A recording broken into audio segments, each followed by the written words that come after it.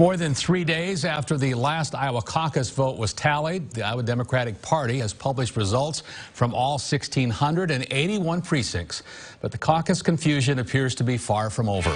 That's our top story tonight at 10. For now, Pete Buttigieg and Bernie Sanders are in a near deadlock, each securing 11 state delegates. Buttigieg with a mere 0.07% advantage in delegate equivalents, both listed at 26%. But according to another matrix used by the Democrats, the final alignment of caucus goers, or the popular vote, Sanders is out in front by about 2,000 voters. Meanwhile, Massachusetts Senator Elizabeth Warren and former VP Joe Biden finishing in the top 4 as they ranked throughout the caucus count. Warren with 5 delegates and Biden 2. Not showing is Amy Klobuchar, who finished 5th, good enough for 1 delegate. No other candidate received more than 1% support. There is still plenty of chaos surrounding the caucuses tonight. Results, inconsistencies being reported in dozens of precincts. And the Democratic National Committee chairman, Tom Perez, is already calling on Iowa Democrats to recanvass the caucus, something neither frontrunner seems interested in doing during a town hall meeting in New Hampshire tonight. So I'll leave it to the party to get into that. Whatever they need to do in order to make sure that the information is clear and verified. People there are really great people, and it is really sad that the Democratic Party of Iowa, if I may say so, screwed up. Democratic candidates have until noon tomorrow to file a request for a recanvass or recount.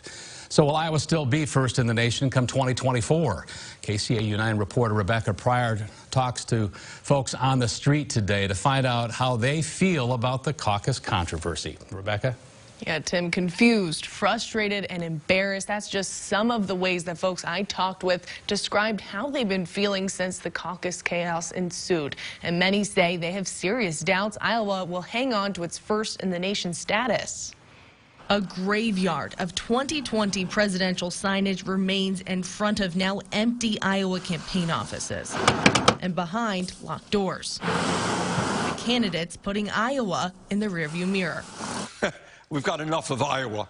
I think we should move on to New Hampshire. With the caucus excitement and expectations flaming out, Iowans wait and wonder how that delay in results will impact their mark on this election. Regardless of what it turns out, the general feeling around the country is Iowans are stupid and don't know what the hell they're doing. It makes us look ridiculous and unorganized, and we're supposed to lead the country, and we just look stupid.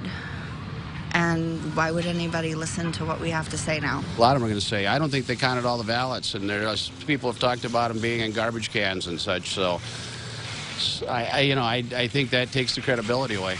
Iowa Democrats, once rallying around a call for change in Washington, now questioning their own way of doing things. It is so horse and buggy that it's unbelievable. And it turned out you can't keep track of 300 people when they're going to the John and going out for a drink of water and whatnot. It was terrible. Just a terrible system. Something isn't going right. If it's not going right, I mean, it's the 20th century, you can change things. But the desire for change is often conflicted with the hope of preserving what puts Iowa in the national spotlight every 4 years. It didn't work too well, but I like the way they do it. I do like the event of people getting together and joining in what they believe. I think that's a good practice. I just think from a standpoint of tradition that it's a good thing.